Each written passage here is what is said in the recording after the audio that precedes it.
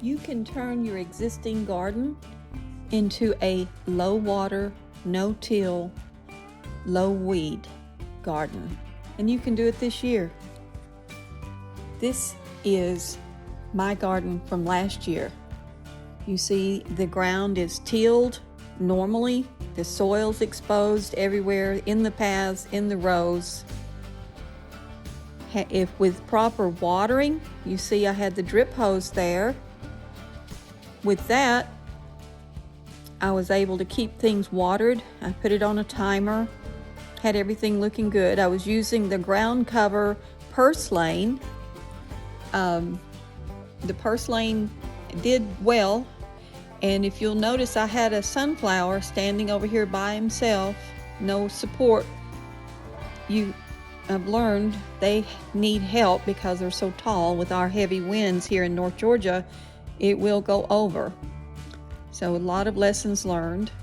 You notice I used the sunshade there to help cool the garden through the heat. That was an adventure too. I'll share in another video. This is a close-up of the purslane and the fact that it gets really tall, a little bit scary. And then there was my dirt paths. This is showing my garden after it's been through a heavy rain. You see what that does to the sunshade. Still, it's doing pretty good. The purslane's getting tall. The weeds are getting busy too. This is getting June, pushing into July. As my garden started playing out, and I got rid of some of the plants where I could work, you notice the okra was still growing. The okra bloomed until frost and harvested until frost. That was really nice. So I left those growing, but I worked around them. This shows how I did that. Every other row I filled full of wood.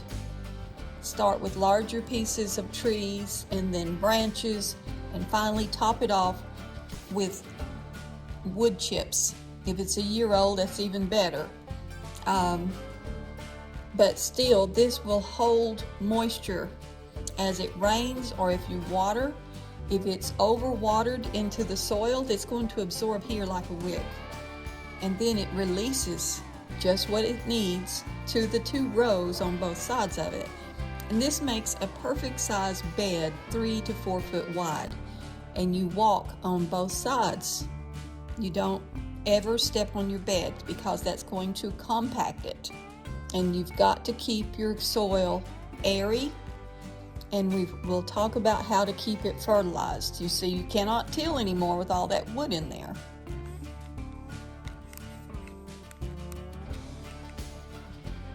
This shows the beds after they've been created and my wood paths. My walk paths. It's still showing some okra growing in there, and that's a pile of landscape mix on the other side. It doesn't hurt to have a little bit of that extra, but it is a good idea to put a tarp over it to keep the rain from letting the nutrients leach out. You notice I have cardboard under here. If you're dealing with a heavy duty grass like Johnson grass, or if you want, we managed to get the weeds and grass out of there before we started this, but you wouldn't have to. You could put up to 3 layers of cardboard on the ground and it'll kill what's under there, and then put a heavy layer of mulch, not mulch, but wood chips on top of that. Together they keep it away. Now the boxes, you need to get the tape taken off and any stickers, because those are not biodegradable. They'll be there to remind you later that you didn't do it. But the rest of this will disintegrate. Get the brown boxes, not glossy, and the less ink the better. This is what's going to make your garden a low weed garden. Hopefully you have a pile of wood chips that are a year or so older, those are okay to put on top of your beds, and you just want to use some small wood chips then. The heavier, fresh wood chips would go in the path and let them age until next year.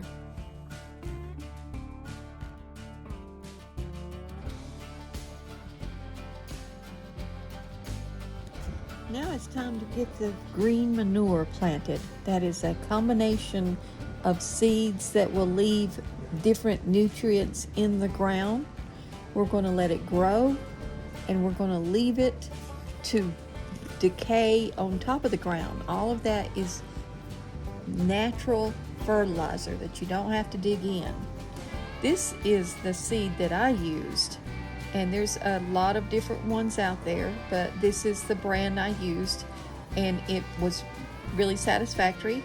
There was enough seed there to do twice my garden, and I just threw it over the top of it, land where it will, and then lightly raked it so they'd be covered up just a little bit.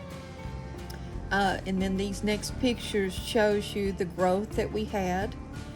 And I did water this enough that the seeds germinated, and then I stopped. And for 2 months, this grew without any water whatsoever.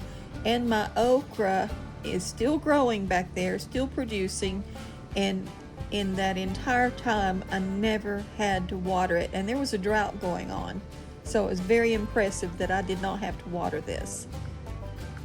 Then you see the other row that we had, the marigolds. They were still doing great, so I left them. If they seeded out, good. I love marigolds. They're good for the garden. And I'm very weak for the flowers too. This is after they have gotten mature. These plants will start making flowers and seeding out, or they call that bolting. We don't want that, because those seeds will create more plants in the spring when you're trying to grow other things. So you have to stop the growth. Now hopefully the frost will come along and take the plants down so you don't have to, but if it doesn't, you have to find a way to stop the growth. Now for me, I used a swing blade. You can't use it the normal way because it'll tear out the plants and the roots straight out of the ground, and we don't want that. We want the roots to stay in the ground. The roots will decay, and all their pathways become a pathway for air, water, and nutrients to share throughout the bed. That's why we can't step on it. We can't close up those pathways.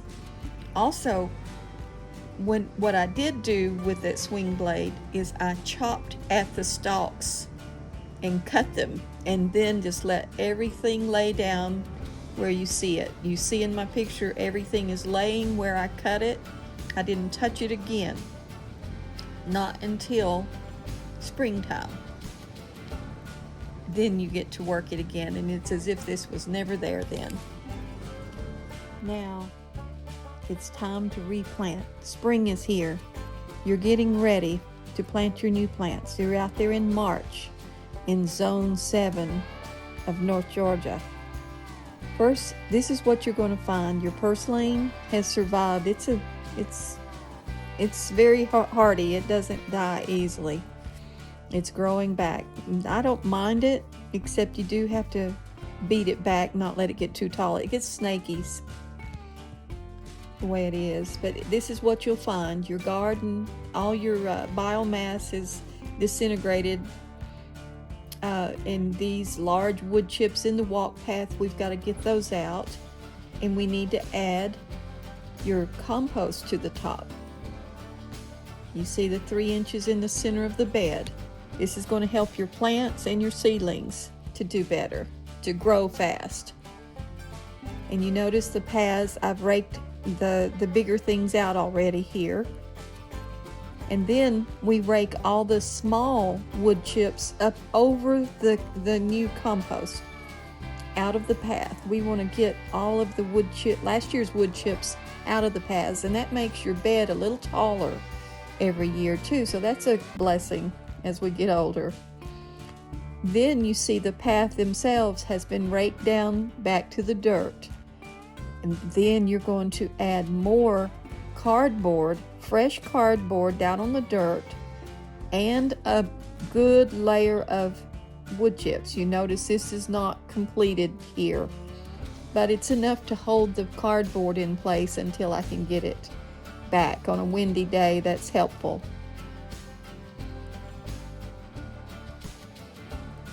And then this is where I was ready to plant. The weather was right on Good Friday for a change. But you know what? With this system, you don't have to worry if the ground is saturated from the rain because you've got a till. You can plant almost any time. If it rains just a week ago, rains most every day, and then you go out the next day it's dry, you can plant because this soil is so lightweight and airy. It's a wonderful system. You're going to enjoy it a lot. Just remember to try to get older wood chips for anything that's going to be buried. You keep the fresh wood chips in the path. And you can get wood chips for free. You just talk to anybody who sells, who cuts trees. They'll be glad to take it to your house instead of paying somebody to do it. Hardwood, I think, is the best if you can get some oak chips, but for what you're doing, this will be fine either way.